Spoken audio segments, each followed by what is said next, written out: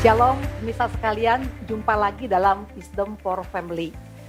Sandwich generation merupakan fenomena yang sekarang ini kita banyak temui dalam kehidupan masyarakat. Istilah ini menunjuk pada seseorang yang dalam waktu bersamaan harus menanggung hidup orang tuanya, ya, anaknya, dan sekaligus dirinya sendiri bersama dengan pasangannya. Nah, tidak semua orang memiliki kemampuan untuk melakukan ini atau tidak punya kelebihan juga untuk bisa melakukan ini.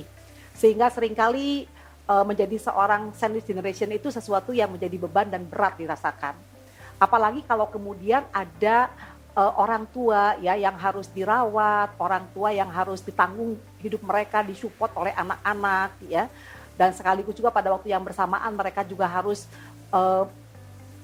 membiayai anggota keluarganya, ya ini seringkali menjadi beban yang berat dirasakan. Nah, pada saat ini kembali kita akan berbincang dengan Ibu Hosiana Hosea, ya, bagaimana menjalani masa tua tanpa menjadi beban bagi keluarga, bagi anak, tapi bisa menjadi berkat bagi mereka. Ya, Ibu, selamat siang. Terima kasih kembali bisa memberikan waktu untuk boleh berbincang-bincang pada siang hari ini. Selamat siang juga, terima kasih sudah memberi saya kesempatan berbagi.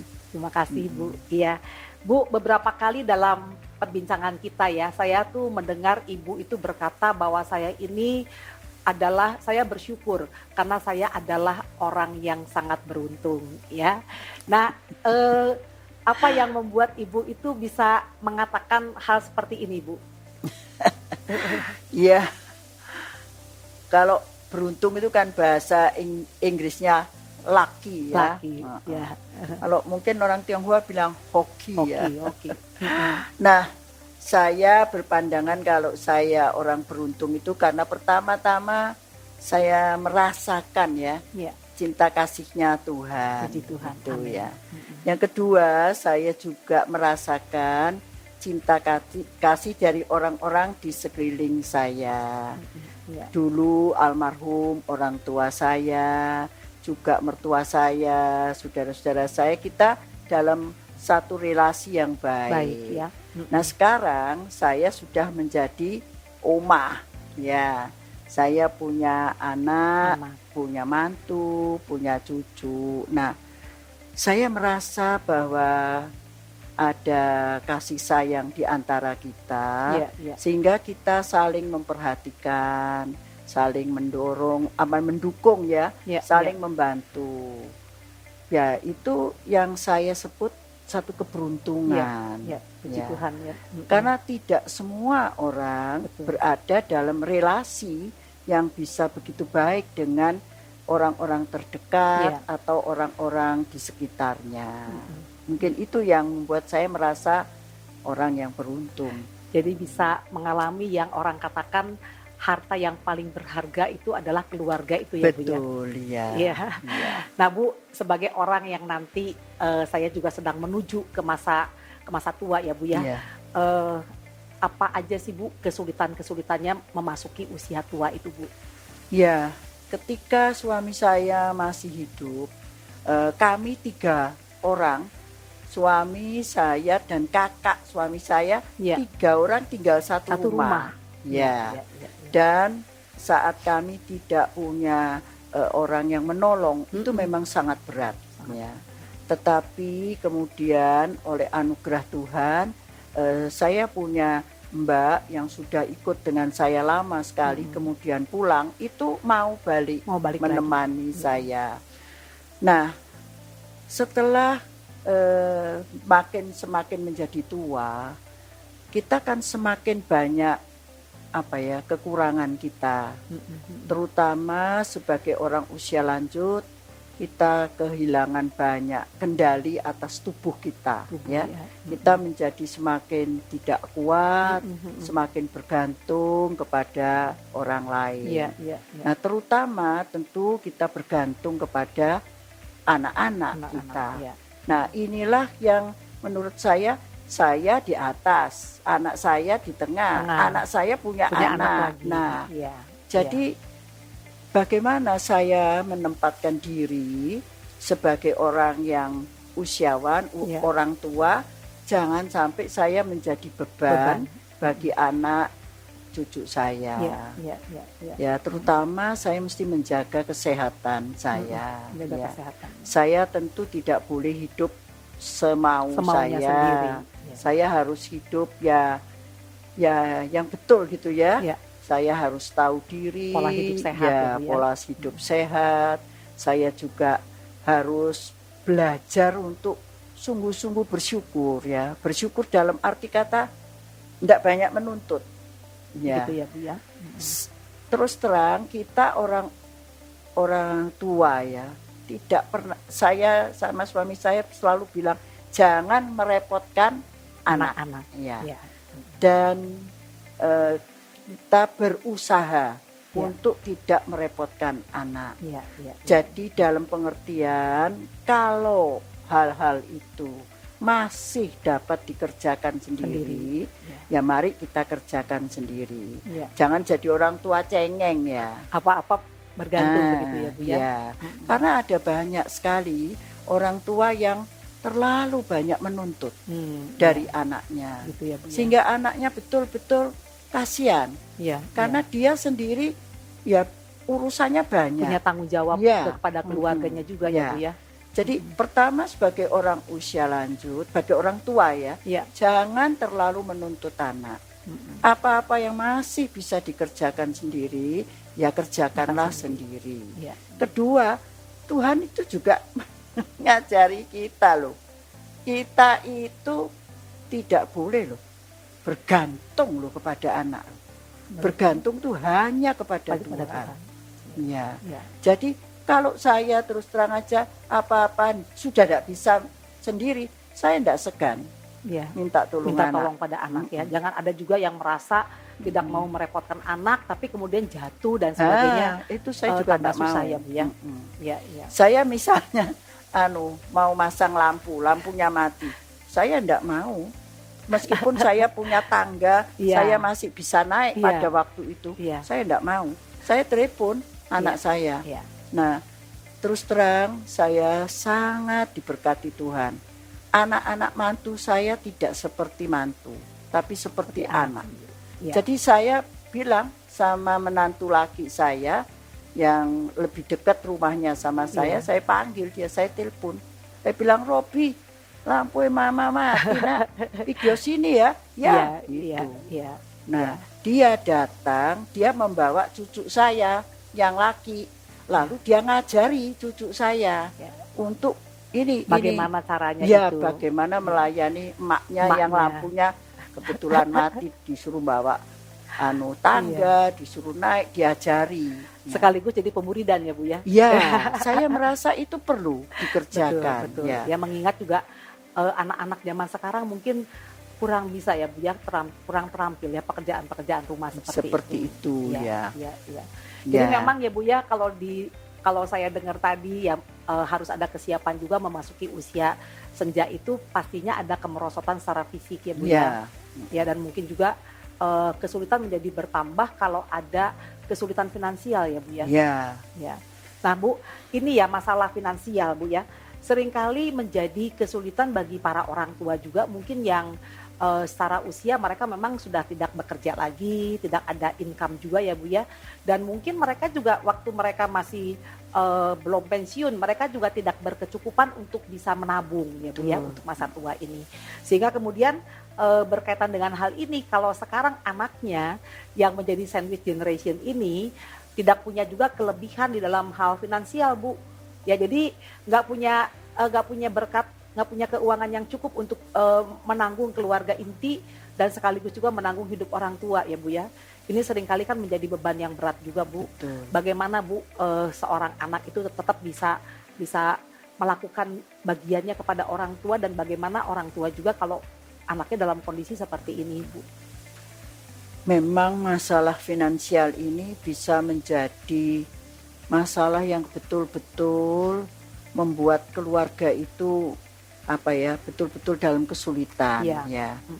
Ada orang-orang yang memang bukan tidak mau nabung, tetapi kenyataannya itu terlalu banyak yang dibutuhkan sehingga tidak ada Ngepres tabungan. ya Bu ya, Ya, jadinya. ya. Nah sekarang sudah tidak berpenghasilan, anak juga belum mampu Iya. untuk lebih daripada keperluan mereka sendiri aja, mungkin mereka pas-pasan Pas-pasan. menyelesaikannya. Iya. Namun menurut saya ya, memang orang tua kalau tidak nuntut ya, Iya. tidak menuntut. Tetapi orang tua bisa menerima realita keadaan itu, mencukupkan diri ya Iya. dengan apa yang ada. Itu kalau hati anak-anak tetap ingin memberi kepada orang tua, bukan berapa banyaknya ya, tetapi mungkin perhatian, kunjungan, bukan bentuk materi uang, tapi lebih-lebih hal-hal seperti yang tidak bisa dibeli uang, tapi perhatian, kasih sayang itu, saya kok merasa orang tua itu masih dalam tanda petik terhibur. Ya. Memang realitanya kenyataan itu sangat berat. Kalau masalah finansial itu menjadi sesuatu yang ya sangat-sangat krusial gitu ya. Iya Bu, jadi orang tua yang harus ditanggung ya, sementara mungkin juga nggak ada tempat tinggal yang bisa menampung di rumah anak ya Bu ya, seperti itu ya mungkin ya.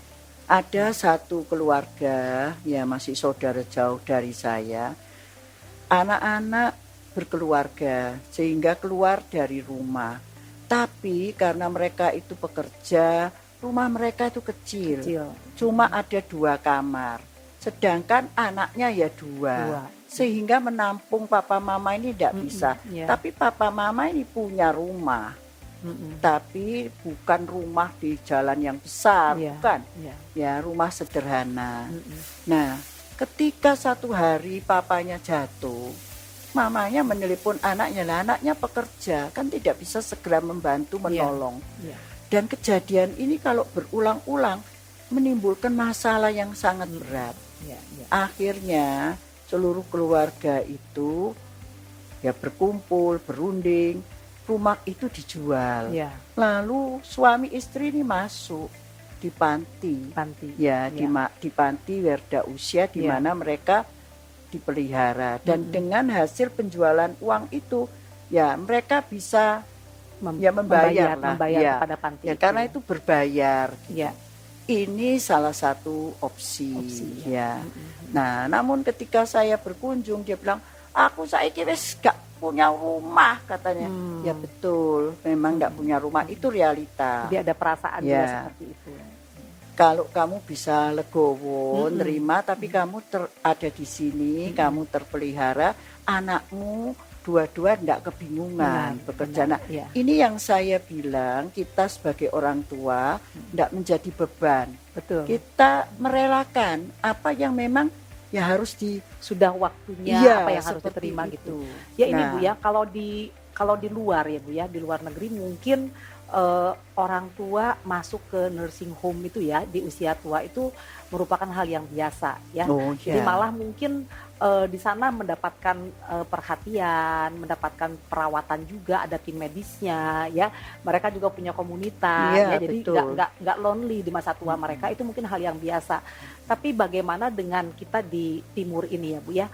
Karena seringkali kan ada orang tua yang mungkin merasa ya, atau mungkin juga masyarakat yang menilai bahwa pada saat menitipkan orang tua di panti itu merupakan satu proses sepertinya apa ya Bu ya? Sepertinya membuang orang tua gitu ya. Gimana Bu kalau mengenai hal ini? Ya, jadi ini realitanya, kenyataannya. Saya terus terang sering melayani di panti ya. Ada satu panti yang saya layani itu tidak punya anak. Memang hanya menerima orang yang tidak punya anak. Kalau punya anak, jadi tidak boleh seleksi ya Bu ya, diseleksi ya Bu ya. Nah, mereka yang tidak punya anak itu di situ, mereka tuh lebih merasa, aduh, lego ya, aku ada orang sing nerima aku. Aku ini sekarang tidak sampai telantar seperti itu. Tapi yang berbayar, saya juga melayani di situ. Seringkali bilang, ya apa ya, saya ini punya anak 6. Dulu saya bisa pelihara 6 orang anak. Iya. Sekarang 6 anak nggak Nggak bisa bisa pelihara pelihara orang tua saya. tadi. Iya. Nah, saya tanya, kenapa kok seperti itu? Mm-mm. Dia cerita, Mm-mm. anaknya 3 perempuan, 3 laki. 3 laki. Anak lakinya masuk dalam keluarga istrinya. Nah, bagaimana dia bisa bawa orang dibawa? tua. Tidak mungkin. Anaknya yang kedua, yang ketiga laki-laki, karena keadaan bekerja tidak di Pulau Jawa. Iya. Dua-dua ada di luar pulau, satu di Kalimantan, satu di Papua, Iya. jauh-jauh. Nah, kita juga tidak tahu keadaan di sana Betul. bagaimana. Ya. Apakah kondusif Ya. tidak bagi orang tua? Ya. Bu, ya? Lalu anak yang perempuan, yang ketiga perempuan, yang satu ikut mertua, ya tidak bisa. Yang satu di Jakarta, Iya, iya. ikut ya punya rumah tapi kecil. Yang satu juga tidak di sini. Nah, dia mau ikut siapa gitu. Maka dia dimasukkan di tempat yang berbayar. Tapi perasaan dia, aku iki kayak wong dibuang ae. Iya. Iya. Iya, iya. Gimana kok bisa seperti ini? Iya, iya. Nah, saya bilang, kalau sekarang you mau ikut salah satu anak, you mau ikut yang mana? Aku ya bingung.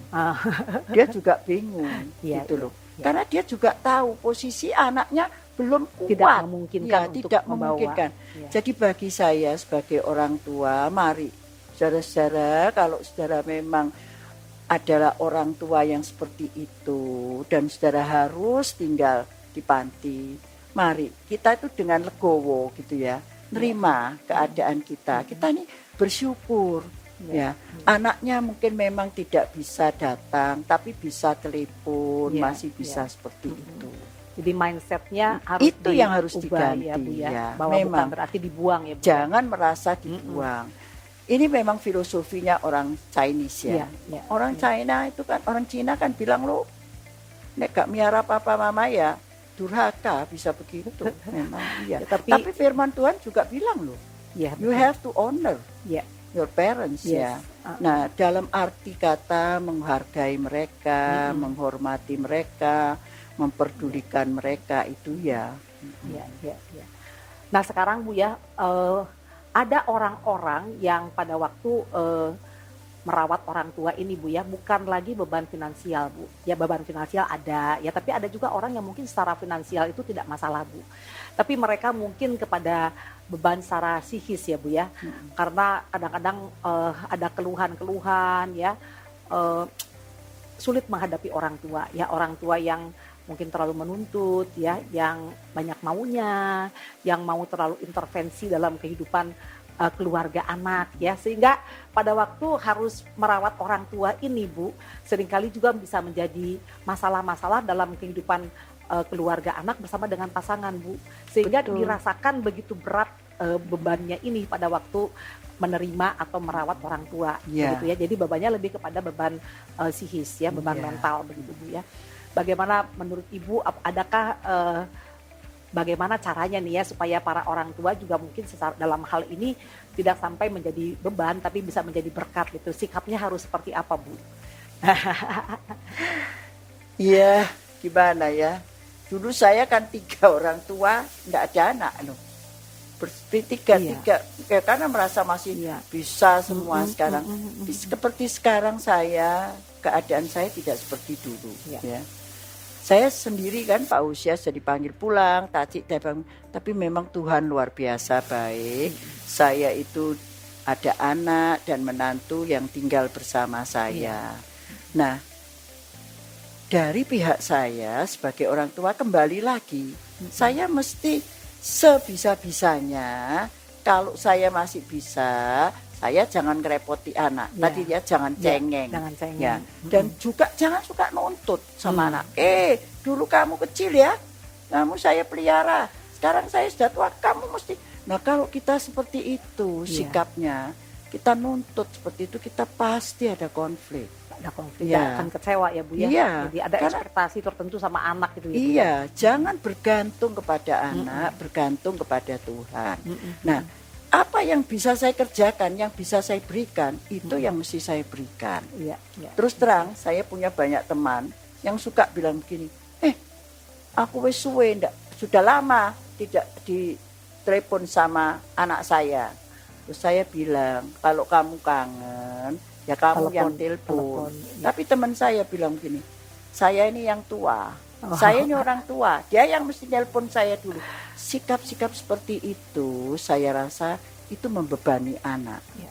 Saya bilang, dulu anak saya di Jakarta lama enggak telepon, ya saya yang telepon. Ya. Saya langsung bilang, lama kamu enggak telepon, terus mulai lupa mama ya. Oh enggak manda, sorry, aku repot kan begitu. Iya.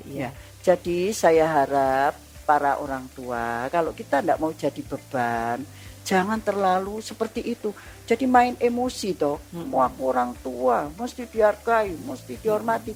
Sekarang zaman ini sudah berubah. Ya. Sudah banyak berubah. Jangan menuntut juga ya Bu berarti. Iya, terus terang saja.